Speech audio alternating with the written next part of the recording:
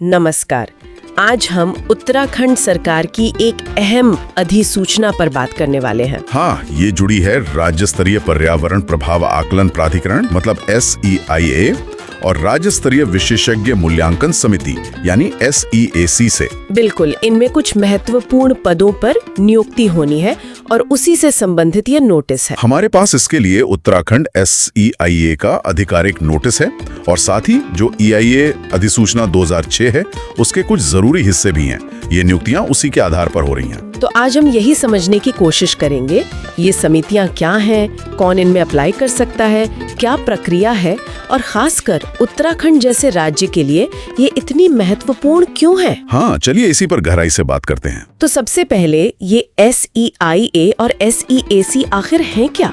कुमाऊं, उत्तराखंड की सबसे तेजी से उभरती रोजगार समाचार सेवा में आपका स्वागत है। सभी तरह की प्राइवेट और गवर्नमेंट जॉब्स के अपडेट्स पाने के लिए हमें सब्सक्राइब करें और हमारी वेबसाइट rojgarforyou.com पर विजिट करते रहें। हम सभी प्रमुख सोशल मीडिया प्लेटफॉर्म्स पर उपलब्ध हैं। अधिसूचना में पर्यावरण संरक्षण अधिनियम 1986 का जिक्र तो है? हाँ बिल्कुल।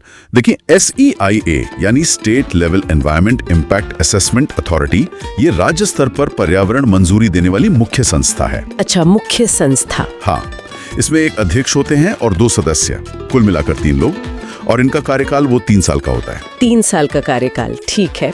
तो ये SEIA हुई और दूसरी वाली SEAC, उसका क्या रोल है? SEAC state level expert appraisal committee, ये एक तरह से SEIA की विशेषज्ञ शाखा कह सकते हैं आप। इनका मुख्य काम है श्रेणी B की परियोजनाओं की जांच करना। श्रेणी B मतलब? हाँ, ये वो प्रोजेक्ट्स होते हैं जिनका पर्यावरण प्रभाव आकलन राज्य स्तर पर ही किया जाता है।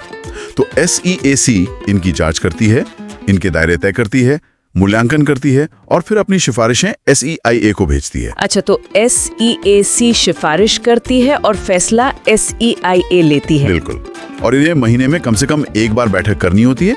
काफी काम रहता है इनके पास। हाँ, ये दिलचस्प है कि अधिसूचना में लिखा है SEIA के सभी फैसले सर्वसम्मति से लिए जाते हैं, मतलब सबकी सहमति जरूरी है। हाँ, ये एक महत्वपूर्ण बिंदु है, सर्वसम्मति। इसका मतलब है कि तीनों सदस्यों का सहमत होना जरूरी है किसी भी फैसले के लिए। बैठक में ही फैसले होते हैं। इससे तो फैसले मजबूत होते होंगे, लेकिन क्या कभी इसमें दिक्कत नहीं आती, मतलब असहमति होने पर? बिल्कुल, ये हो सकता है। देखिए, एक तरफ तो ये अच्छा है कि कोई एक व्यक्ति हावी ना हो पाए, फैसला सामूहिक हो, लेकिन हाँ, कभी कभी खासकर अगर कोई जटिल परियोजना है तो सर्वसम्मति बनाने में वक्त लग सकता है, फैसलों में देरी भी हो सकती है। समझ गई। खैर, ये तो हुई इन समितियों की बात।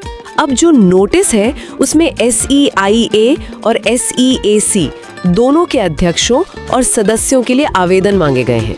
तो सवाल ये है कि कौन लोग इन पदों के लिए योग्य हैं? हाँ, तो योग्यता के लिए EIA अधिसूचना 2006 का परिशिष्ट V देखना होगा। उसमें सब साफ साफ बताया गया है। इसमें 2 मुख्य श्रेणियां हैं, पेशेवर और विशेषज्ञ। अच्छा, पेशेवर और विशेषज्ञ, इनमें क्या फर्क है?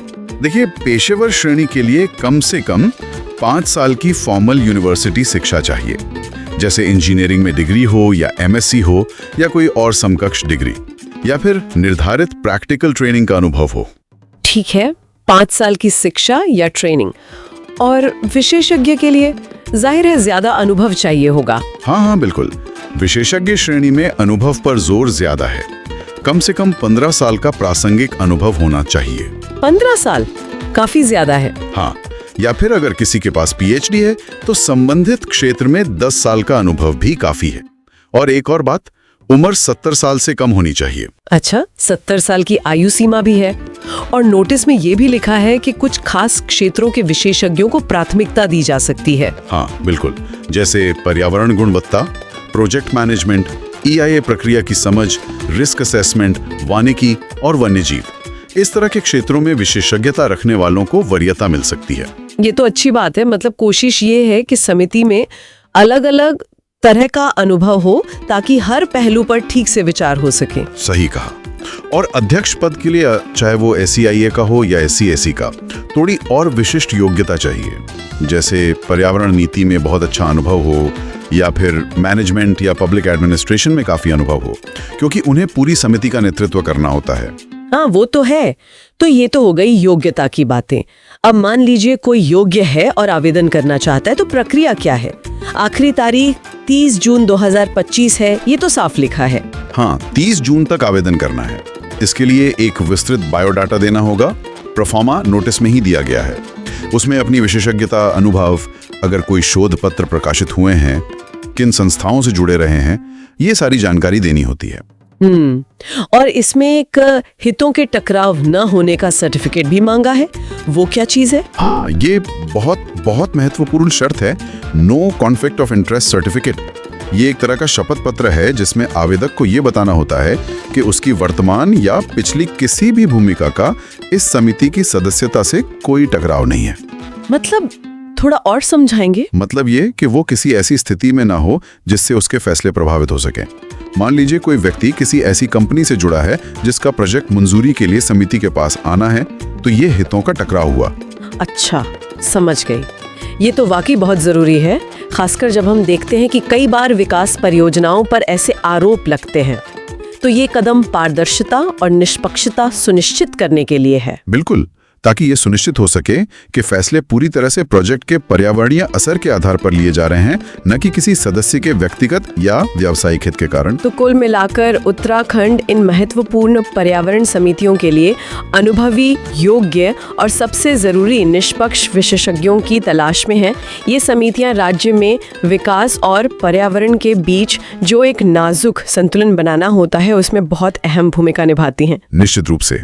इन समितियों की बनावट कैसी है, सदस्यों के पास कितनी और किस तरह की विशेषज्ञता है और वो कितने निष्पक्ष हैं, ये सब बातें सीधे तौर पर असर डालती हैं कि राज्य की प्राकृतिक संसाधनों का प्रबंधन कैसे होगा और आगे विकास की दिशा क्या होगी। और यहीं पर एक सोचने वाली बात भी सामने आती है ना। उत्तराखंड जैसा राज्य जो पारिस्थितिक रूप से इतना संवेदनशील है, जहां विकास की ज़रूरतें भी हैं और पर्यावरण की चिंताएं भी अक्सर आमने सामने आ जाती हैं। हाँ। तो ऐसी जगह पर इन समितियों में सही विशेषज्ञता का होना और ये जो हितों के टकराव से बचाव की बात है, इसे सख्ती से लागू करना, ये राज्य के पर्यावरण के भविष्य को आखिर किस तरह से आकार दे सकता है, इस पर जरूर सोचना चाहिए। रोजगार फॉर यूकॉम, आपका भरोसेमंद जॉब पोर्टल। नौकरी ढूंढना अब हुआ पहले से भी आसान। अगर आप सरकारी या प्राइवेट नौकरियों की तलाश में हैं, तो रोजगार फॉर यूकॉम पर पाएं सटीक और विश्वसनीय जानकारी। यहाँ आपको नए job updates, free job alert और सीधा आवेदन करने की सुविधा मिलेगी।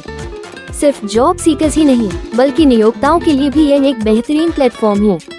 अगर आप अपनी कंपनी या संस्था के लिए सही उम्मीदवार ढूंढ रहे हैं, तो अपनी जॉब वैकेंसी मुफ्त में पोस्ट करें और योग्य उम्मीदवारों तक सीधी पहुंच बनाएं। हमारी तेज और प्रभावी भर्ती प्रक्रिया से आपका कीमती समय बचेगा और आपको सही टैलेंट मिलेगा। अभी विजिट करें रोजगार फॉर यूकॉम और अपने करियर या भर्ती प्रक्रिया को एक नया आयाम दें। लेटेस्ट जॉब अपडेट्स के लिए हमारे व्हाट्सएप चैनल से जुड़ें और फेसबुक पेज पर हमें फॉलो करें।